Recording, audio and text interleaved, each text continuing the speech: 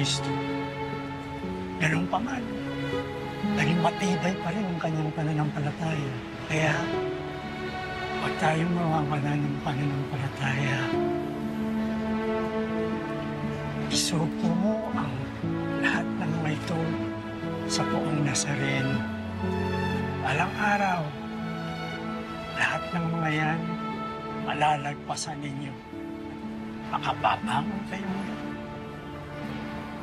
Tama ka, Father. Bilang isang ina, dapat akong maging matatag tulad ng ating mahal na ina. Kahit mahirap, masakit.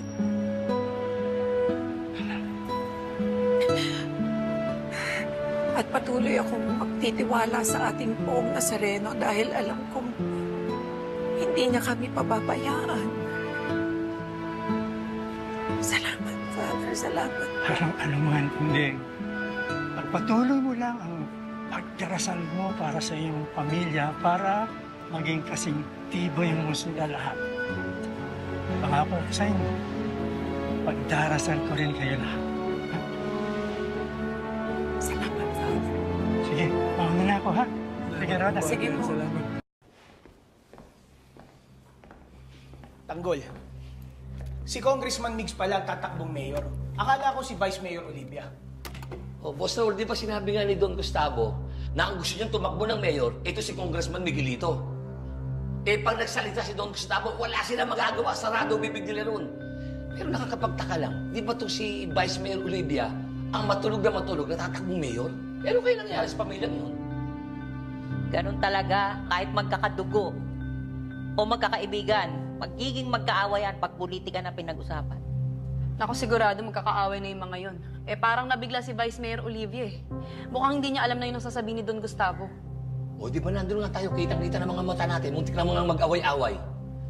O, ganyan pala ang mga politiko, no? Kapag kaharap yung mga butante, yung mga tao, ang babait para mga santo. Pero pag talikod, nag-aaway-away sila kahit na pamilya sila. Ganun talaga, di na kayo nasanay. Sa politika, kahit magkakapamilya pa yan, magpapatayan yan dahil lahat gustong humawak ng pera at kapangyarihan. Eh, ang maganda siguro rito eh, Tanggol, pagdating ni Congressman Miguelito, tanungin natin kung ano nangyari sa kanila nung umuwi sila. Huwag kayong ganyan. Baka mamaya umupong mayor yun, tayo pag-initan.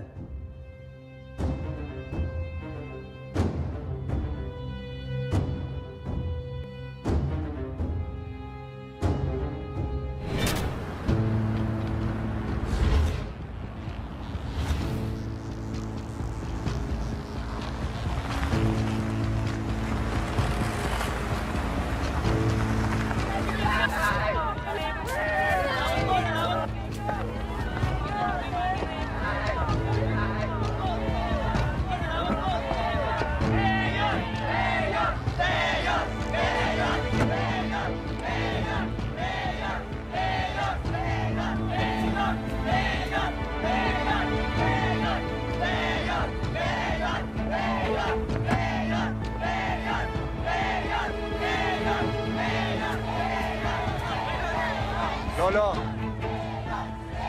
Oh, ano dito? Hindi naman tatay mo. Ang galing makihalubilo eh, ha? Huwag niyo nga kalimutan, pag kailangan niyo ng tulong, bukas ang munisipyo para sa inyo. Pumunta lang kayo at gagawin natin ang parang kung ano man yung problema.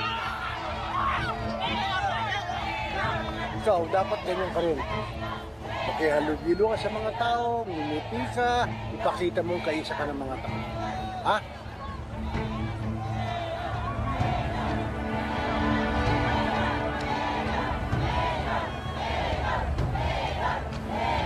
I'll never be like him. But I'll keep that in mind, Lolo. Sige na po. Punta ka na doon. Will do. Dito!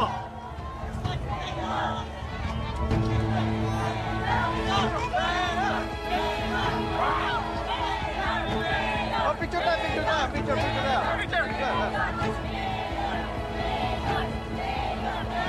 Mga kaibigan!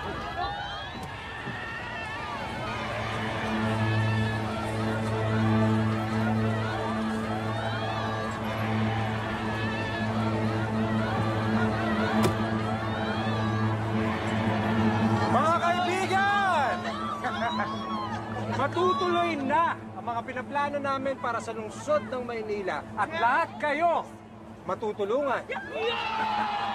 Huwag natin kakalimutan Pagpamilya Guerrero #1. Maraming salamat po. Para ang tatay mo! Noong bago inilusyon ng mga Guerrero!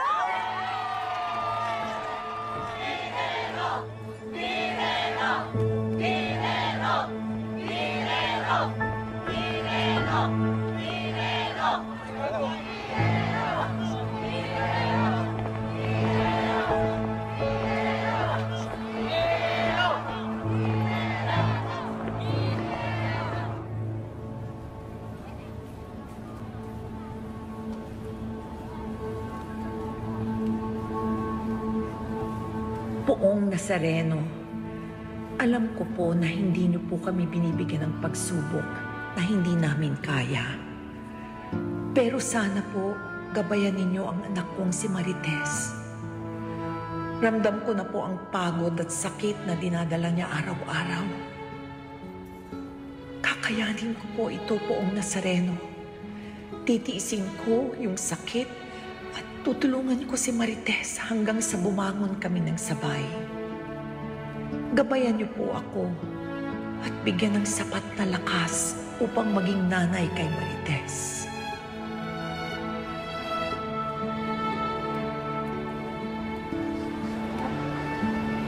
Uy, andyan si Mayor! Si Mayor!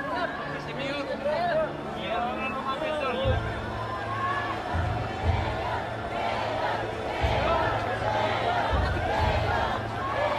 Huwag mong sabayan, baka masabawan.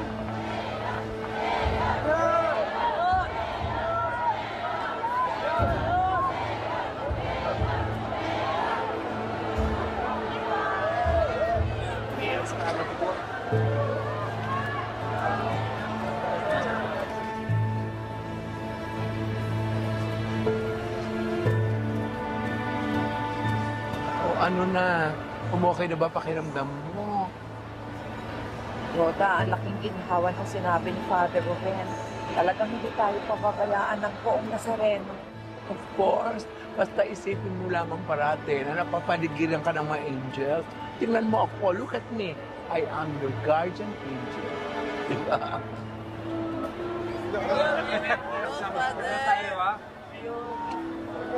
Maraming salamat po. Father! Maraming salamat sa pagpunta niyo dito. Father, magdadasal po ang buong pamilya para po magpasalamat sa ating Panginoon. Father! Father, magpapasalamat po kami sa Poong Nazareno for always keeping our family together. Always. At saka, Father, ipagdarasal po namin ang mga anak namin para naman gabayan sila ng Panginoon.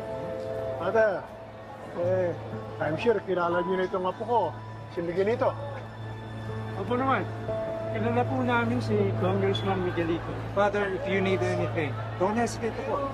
Nandito ako para tumulong. Father, ipagdasal niyo na rin itong apo ko. Malapit na eleksyon. Gusto ko siya magpatuloy ng lahat ng nasimulan ng kanyang ama, si Roberto.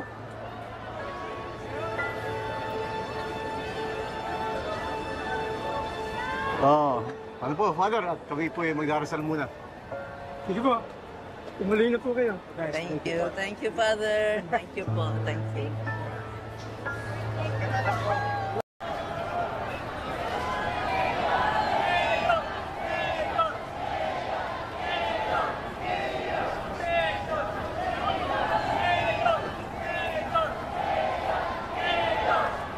Hindi! Ang mga Guerrero andyan!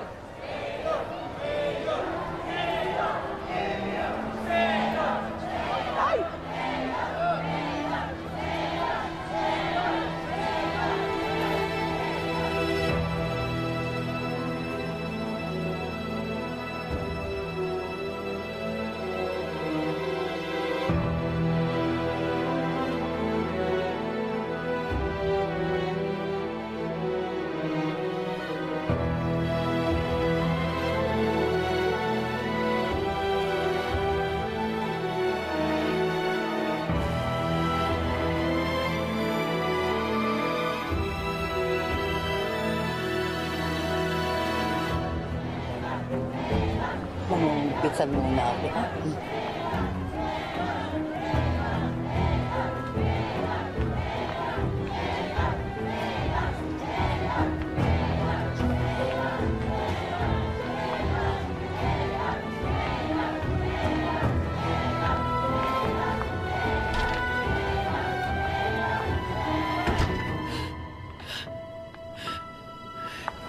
Pilar! Finally! Nakita rin kita in person!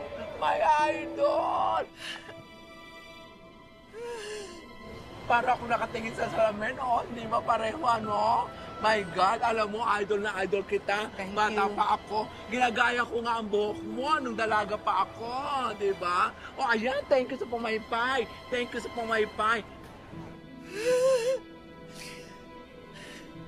Kasi ako talaga ay #1 fan mo. Ngayon, kung kinakailangan nyo ng tulong, kontakan nyo rin si Rhoda Alcantara, ang queen of vendors ng Quiapo, hindi ba? Salamat sa suporta, Ruel. Naku, hindi Ruel ang pangalan ko. Diyan-tsa ka naman, nakakaloka. Ay, Pilar! Pilar! Mayor. Tilde. Matututunan mo rin ako mahalin. Wala ka namang pagpipili ang iba, hindi ba?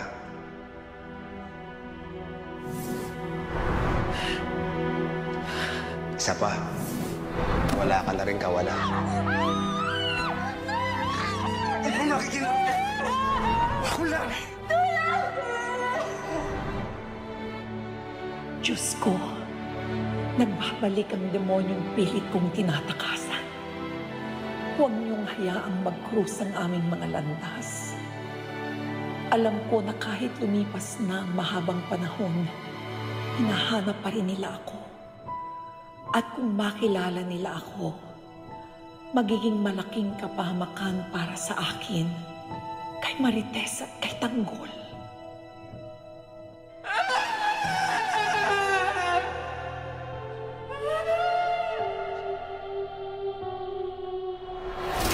Hindi! Why? Hindi, bakit ang lamig-lamig na kamay mo? Halika na. Umalis na tayo dito. Hindi! May problema ba? Mayroon lang ako nakitang tao sa loob ng simbahan. Oras na makita ko siya, magtutos kaming dalawa. Ano sa tingin mo, Tanggol? Makakasundo kaya natin si Congressman? Pag dumating siya, aaralin natin pagkatao niya. Doon natin malalaman kung makakasundo natin siya. Boss, gandang quality nito. High grade. Saan nyo kinukuha to? Kami mismo nagmamanufacture niya. Meron ako mga business partners. Sigurado ako magiging interesado sila dyan. Yun lang ba? Pero pa kami mga gustong ipakita sa inyo. Yan ang Star of Venus. 300 million. Ito naman ang Blood Titan. Yan ang pinakamalaki at pinakamahal na diamante sa buong mundo. 500 million. Interesado ako sa mga diamante. Kung ibibigay nyo sa presyo na gusto ko. Magkano ba kaya niyo ko?